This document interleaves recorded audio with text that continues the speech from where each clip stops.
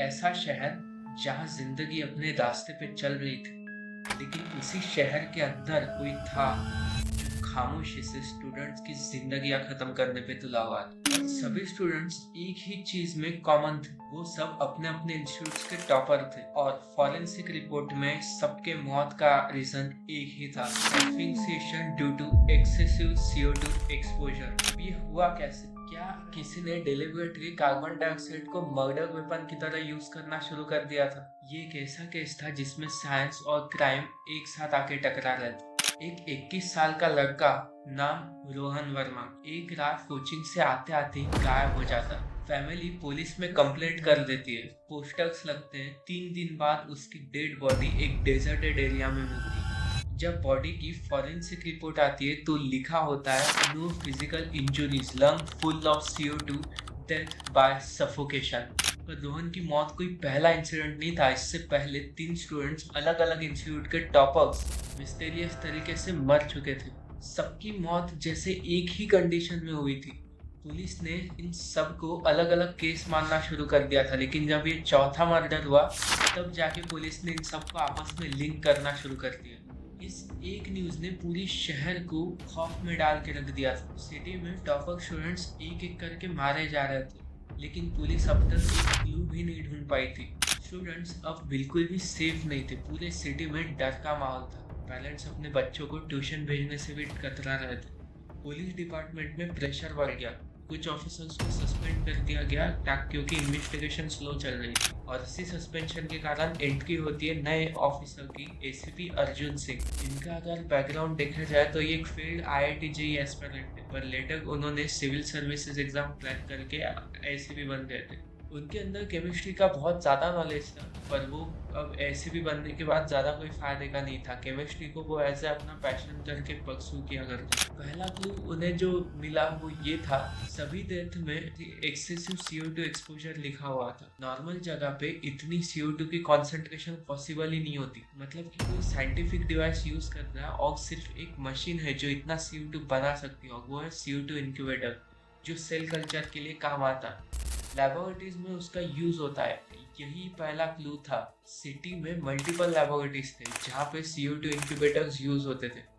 अर्जुन एक एक lab check करता है। उसकी मुलाकात होती है एक सीनियर साइंटिस्ट से, डॉक्टर राजीव मल्होत्रा। डॉक्टर राजीव मल्होत्रा एक साइंटिस्ट थे जो कि cancer cells and human cells पे काम किया करते थे। उनके पास अपना खुद का एक लैब था।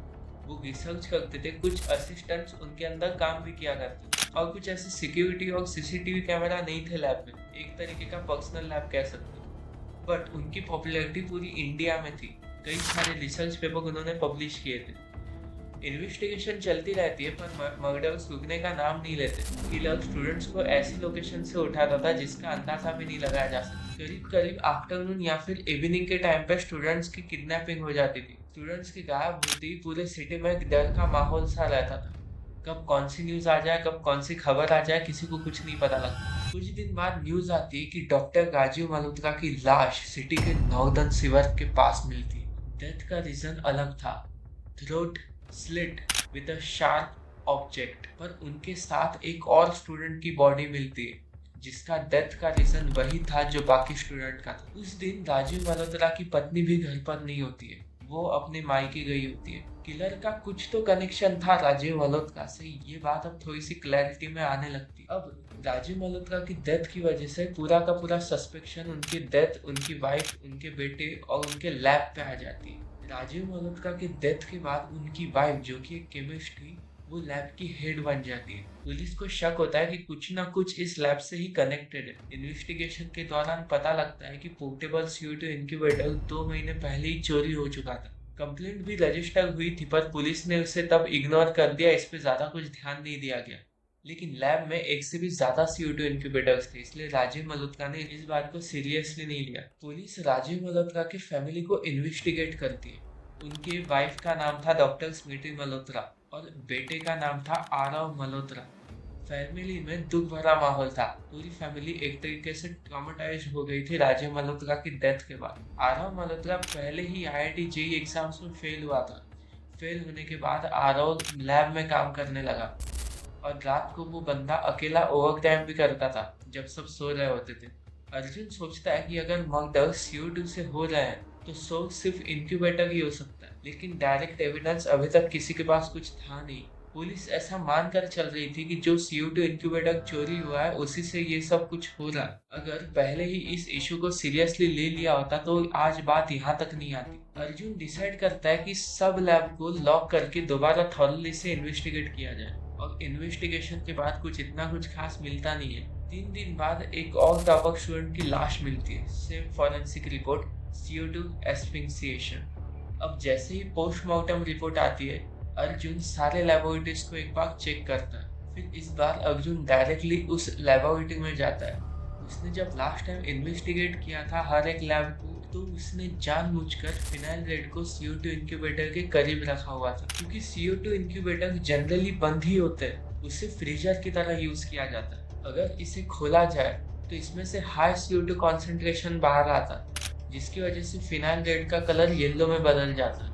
अब जो नई लाश मिली उसके पोस्टमार्टम के हिसाब से मर्डर करीब रात के 12 से 1 बजे के बीच में हुआ था। मतलब सभी लेबोरेटरीज को जब चेक किया गया तो पता लगा कि राजीव मल्होत्रा की लैब में जो फिनाइल रेड रखा हुआ था वो येलो हो चुका था। मतलब कि राजीव मल्होत्रा की ही लैब थी जिससे ये सारे मर्डर्स हो रहे थे। अब मर्डर करीब 12 से 1 के बीच में हुआ था according to the postmortem report.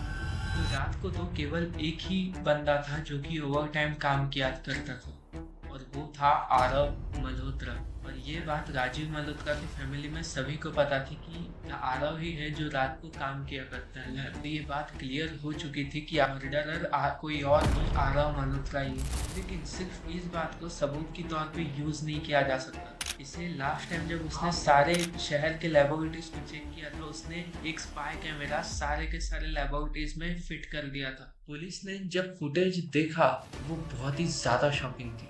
Aarav Malhotra lab के बेसमेंट में जाता है और वहां से किडनैप्ड बॉडी ले आता है। उसने विक्टिम का पूरा मुंह CO2 इंक्यूबेटर के अंदर डाल रखा था।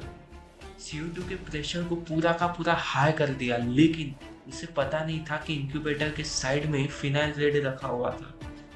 वो फुटेज में येलो होता हुआ भी दिख रहा था, लेकिन आरव की नजर वहां गई नहीं। वो विक्टिम को बिना ऑक्सीजन का तड़पाता देख खुश होता था। किसी भी टॉपर स्टूडेंट की सफरिंग में वो अपनी एंजॉयमेंट ढूंढता था। जो फर्स्ट विक्टिम आरव ने मारा था वो उसी का क्लासमेट था, जो उसके साथ क्लास में पढ़ता था और क्लास का टॉपर था। पुलिस आरव को इंटरोगेट करती है। पहले तो वो चुप रहता है, पर साइंटिफिक प्रूफ जब उसे समझाए जाते हैं और उसे जब अपनी ही वीडियो फुटेज दिखाई जाती है तब वो इस चीज को कन्फेस कर लेता है।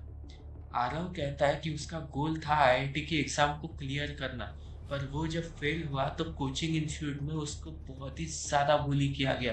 खासकर जो टॉपर स्टूडेंट्स होते थे वो उसे बहुत ही ज्यादा तंग किया करते, क्योंकि आरव पढ़ाई में इतना अच्छा तो नहीं था। इस चीज को लेकर उसे क्लास में बहुत ज्यादा बुली किया जाने लगा। उसके फादर उसे दूसरे स्टूडेंट से बहुत ही ज्यादा कंपेयर करते थे। कई सारे एफर्ट्स के बावजूद उसके पापा उसे बहुत ज्यादा शेम किया करते थे। फैमिली में उसे ज्यादा कोई प्यार नहीं किया करता था, क्योंकि उसका बिहेवियर थोड़ा सा अननेचुरल था। इसीलिए बाकी लोग उससे दूर रहने लगे। एक दिन उसने लैब से CO2 इंक्यूबेटर चुराया, और जब घर में कोई नहीं था तब उसने अपने इंस्टीट्यूट के टॉपर को क्लोरोफॉर्म का यूज करके बेहोश करके अपने घर पे लाया using his own personal car. उसे घर के बेसमेंट में रात को रख दिया। जब वो रात में घर के बेसमेंट में रुका हुआ था, अब बेसमेंट में मैकेनिकल इक्विपमेंट्स को स्टोर किया जाता था, और उसने लगभग उस टॉपर क्लासमेट को मारने की कोशिश ही की थी। तो उतने में उसके पापा आ जाते चेक करने के लिए कि आरव बेसमेंट में लेट नाइट में क्या कर रहा है, क्योंकि वो रूम में नहीं था। लेकिन उसके पापा ने जैसे ही देखा कि आरव CO2 इंक्यूबेटर यूज करके अपने क्लासमेट को मारने जा रहा है, तो वो तुरंत इस चीज को कन्फ्रंट करने लग जाता। लेकिन आरव इस बात से बहुत ही ज्यादा गुस्सा हो जाता है और वो अपने ही पापा के ऊपर पेचकस से अटैक कर देता है, और वो अपने ही पापा का गला काट देता है। और इसके बाद उन दोनों लाशों को एक ऐसी जगह फेंक कर आता है जहाँ पे इंटरनेट कनेक्शन भी ठीक से नहीं आता, मतलब कि शहर के बाहर।